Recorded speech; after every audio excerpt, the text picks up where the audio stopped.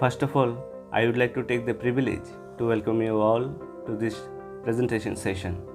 Myself, Orpandat Roy, a student of B.Ed 4th semester, and today the topic of discussion is Eclectic Counseling. According to Wiley and Andrew, counseling involves two individuals, one seeking help and the other a professionally trained person, help to solve problems, to orient and direct himself towards a goal. There are various approaches in counseling like directive counseling or prescriptive counseling, non-directive counseling or permissive counseling, and eclectic counseling. Today we will focus on eclectic counseling. Eclectic counseling may be defined as the synthesis and combination of directive and non-directive counseling. It represents a middle status between the two extremes represented by the non-directive approach on one hand and the directive approach on the other. The chief advocate of this type of counseling is M.Sc. Now, there are various distinguishing features in eclectic counseling. Like in eclectic counseling, the counselor is neither too active as in the directive counseling nor too passive as in the non-directive counseling. He just follows the middle path between these two. In eclectic counseling, the counselor first takes into consideration the personality and the need of the counselee. He selects the directive or non-directive techniques that seems to serve the purpose best. The counselor may start with the directive approach. When the situation demands, he may switch over to the non-directive counseling and vice versa. In this approach, attempt is made to adjust the technique to the requirement of the situation and the individuals. The leading exponent of this counseling approach, M.Sc.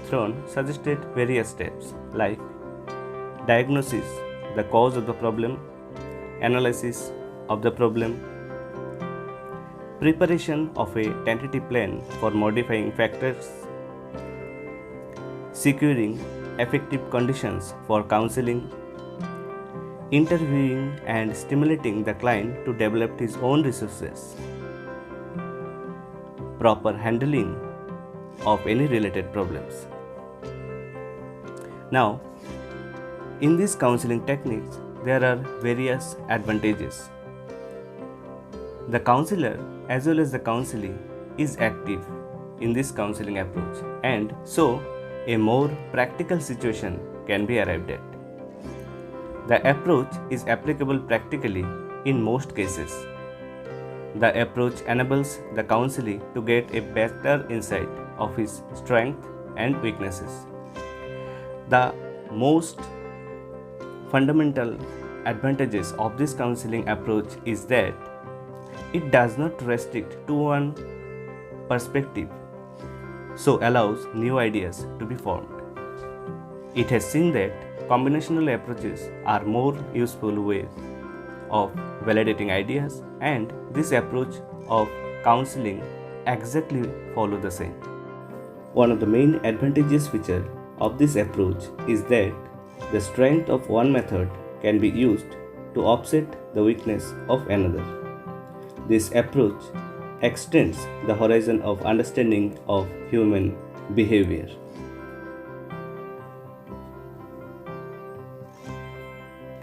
Everything in this universe is relative and nothing is absolute. So, in spite of having so many advantageous features, this approach of counseling has its own limitations as well.